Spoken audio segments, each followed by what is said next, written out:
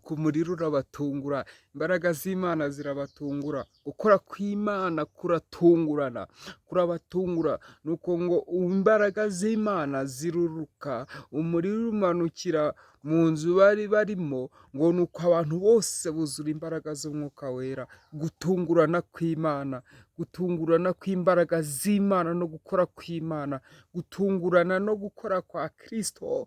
Imana itugirire neza, gutungurana, ngo imbaraga ziramanuka, gukora kw'Imana kuramanuka, imbaraga zo gukora kwa Kristo zimaze kumanuka, Umwuka Wera amaze kumanuka, ngo nuko arabatungura, abatungura mu nzu bari barimo, mu cyumba cyo hejuru, ngo nuko abantu bose buzuzwa Umwuka Wera.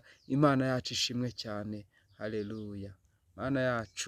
Imana yacu irakomeye, Imana ifite imbaraga zo gukora, Imana ifite ubutware mu isi ndetse no mu ijuru, haleluya. Ndabasuhuje rero mu izina ry'Umwami wacu Yesu Kristo, abakurikiye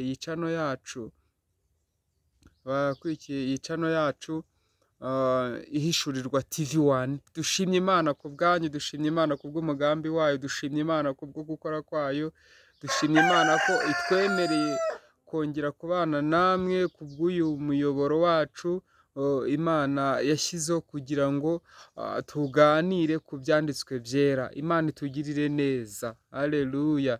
Uyu munsi tugiye kuganira ku ijambo ry'Imana riboneka mu byakozwe n'intumwa, igice cya 2, niho turasoma duhere ku murongo waho wa mbere. Ngo umunsi wa Pentekote usohoye, bose bari hamwe mu mwanya umwe, bahuje umutima, ngo nuko umuriri urabatungura uvuye mu ijuru, umeze nk'umuyaga uhuha cyane, ukwira mu nzu bari bicayemo. Haboneka indimi zigabanije zisa n'umuriro, ururimi rujya ku muntu wese wo muri bo. Bose buzuzwa Umwuka Wera, batangira kuvuga izindi ndimi nk'uko Umwuka yabahaye kuzivuga. Ku murongo wa 12, ngo bose barumirwa, birabayobera, barabazanya bati, mbese ibi ni ibiki? Abandi barabanegura bati, basinzihira. Haleluya. Imana yacu nishimwe cyane, kandi Imana yacu nibampera umugisha, Imana yacu nibagirire neza. Abantu bose mudukurikira, uyu ni umwanya wo kugira ngo tuganire ku mbaraga z'Imana no ku mbaraga z'Umwuka Wera, uburyo zikoramo, uburyo Umwuka Wera yamanutse. Imana itugirire neza, haleluya, haleluya. Ngo nuko ku munsi wa Pentekote usohoye, ubundi iyo bavuze Pentekote baba bavuze iminsi 50 nyuma y'uko Yesu amara kuzuka agiye mu ijuru. Ni ukuvuga ngo rero uyu munsi ni umunsi wa 50 nyuma yo kuzuka kwa Yesu no gusubira mu ijuru kwe. Ngo hanyuma yari yarabasezeranyije arababwira ngo mugende mujye Yerusalemu, murindire, mugume mu murwa, murindire imbaraga z'Imana, murindire igihe Umwuka Wera azabamanukira, kugira ngo Umwuka Wera azabashoboze kandi abashoboze mu gihe cyose muzaba muri ubu buzima bwo mu isi. Kuko Yesu yagombaga gusubira mu ijuru kugira ngo aboherereze imbaraga z'Umwuka Wera.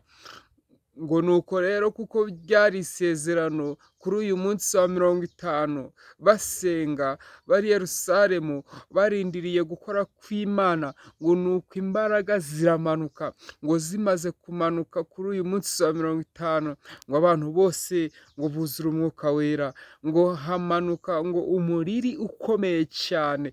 Imbaraga z'Imana iyo zimanutse, zimanuka zikomeye, zimanuka zidasanzwe, zimanuka zije kugira ibyo zihindura, zimanuka mu buryo bukomeye cyane. ngo batangira kuzura Umwuka Wera, ngo hanyuma buri muntu wese ngo atangira kuvuga indimi.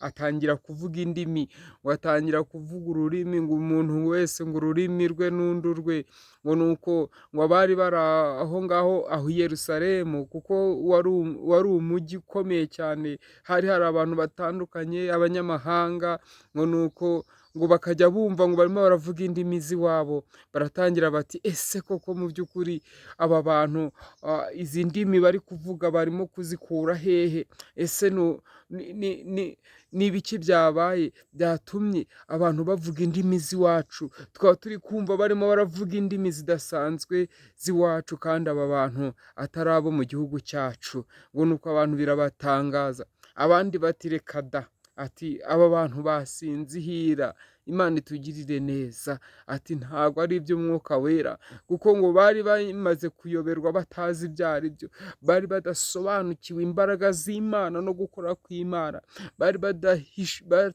badafite ihishurirwa muri bo ryo guhishurirwa ibyo ari byo. Nuko baratangira bati aba bantu ni ugusinda, aba bantu ni ihira, aba bantu ntabwo ari imbaraga z'Imana, ahubwo ni ibindi bintu. Imana itugirire neza. Haleluya, haleluya. Rero mubwire ngo rero igihe cyose cy'Imana iyo kigeze, abantu bose barashidikanya, bamwe bagatangira kwibaza bati ibi ntabwo bivuye mu bushake bw'Imana, abandi bagatangira bakavuga ati ibi bintu biri mu bushake bw'Imana, abandi bagatangira bati ni Imana ibikoze, abandi bakavuga bati oya, ati ntabwo ariyo, abandi bakavuga bati nyamara gukora kw'Imana kurahambaye, abandi bagapinga imbaraga z'Imana. Ariko uyu munsi wa none ndagira ngo nkubwire ngo Imana iracyakora, gukora kw'Imana kuracyariho, imbaraga z'Imana ziracyariho, imbaraga z'Umwuka wera ziracyariho, ziracyakora kugeza uyu munsi wa none. Haleluya. Ndakwifuriza mu izina rya Yesu kwambara imbaraga z'Imana, uyu muriri w'Umwuka wera, iri sezerano twasigiwe na Yesu Kristo ryo kuzura Umwuka wera, nawe rikugereho hamwe n'umuryango wawe. Erega Umwuka wera aho yageze ibintu birahinduka, ibyari ibyihebe bica bugufi, ibyari ibigande bica bugufi, ibyari biri hejuru Imana irabimanura ikabicisha bugufiya. Reka Umwuka wera rero akumanukire uyu munsi wa none, reka wambare imbaraga zo kunesha, reka ubone ikimenyetso cy'ibyiza, reka wambare gukiranuka, reka ubone ikimenyetso cyo gukiranuka muri iki gihe cyo kuzura Umwuka wera uyu munsi. Imana iguha umugisha, kandi abantu bose badukurikiye turabifuriza guhabwa ibyiza bakiri muri ubu buzima, kuko no mu isi Imana ijya iduha kavansi kugira ngo turusheho gukomeza ubuzima, bukomeze bugende neza. Kandi abantu bose badukurikiye tubifuriza ibyiza ku bwa Yesu Kristo umwami wacu. Amena.